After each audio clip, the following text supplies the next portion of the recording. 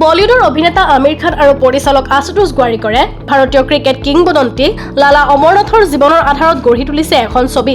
2027 চনৰ ডিচেম্বৰ মাহত ছবিখনে ছবিগৃহত মুক্তি লাভ কৰিব। দক্ষিণৰ অভিনেতা প্ৰভাসৰ ছবি স্পিৰিটত দেখা যাব অভিনেত্ৰী তৃপ্তি ডিমৰিক।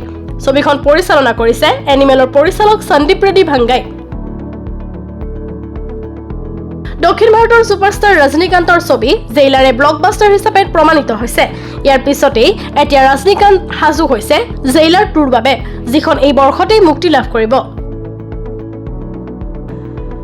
VC63ত ছলমান খানক নায়ক আৰু খলনায়ক দুটা চৰিত্ৰতে দেখা যাব।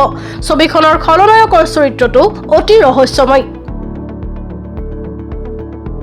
আজি অভিনেতা পৰেশ ৰাৱালৰ উপজাতিত হাজাৰ হাজাৰ অনুৰাগীয়ে তেওঁৰ এই বিশেষ দিনটোত জনালে শুভকামনা।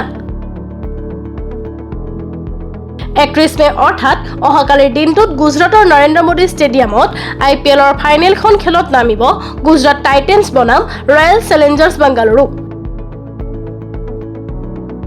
এছিয়ান আণ্ডাৰ-20 এথলেটিক্স চেম্পিয়নশ্বিপত হাই জাম্প খেলুৱৈৰ 19 বছৰীয়া পূজা সিঙে 1.93 মিটাৰ উচ্চতাত জঁপিয়াই স্বৰ্ণ পদক অৰ্জন কৰিছে। তৃতীয়বাৰলৈ IPL ফাইনেলত গুজৰাট টাইটেন্স ৰাজস্থান ৰয়েলছক পৰাস্ত কৰি ফাইনেলত নিজৰ নাম সন্নিৱিষ্ট কৰিলে টীমটোৱে।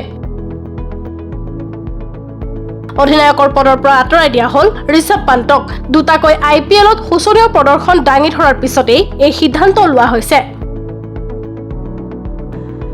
ভাৰতৰ গ্ৰেণ্ডমাষ্টাৰ আৰ প্ৰজ্ঞানন্দই অশ্লোত অনুষ্ঠিত নৰৱে দবা প্ৰতিযোগিতা 2026ত বিশ্বৰ 1 নম্বৰ খেলুৱৈ মেগনাছ কাৰ্লচেনক আকৌ এবাৰ পৰাস্ত কৰিছে।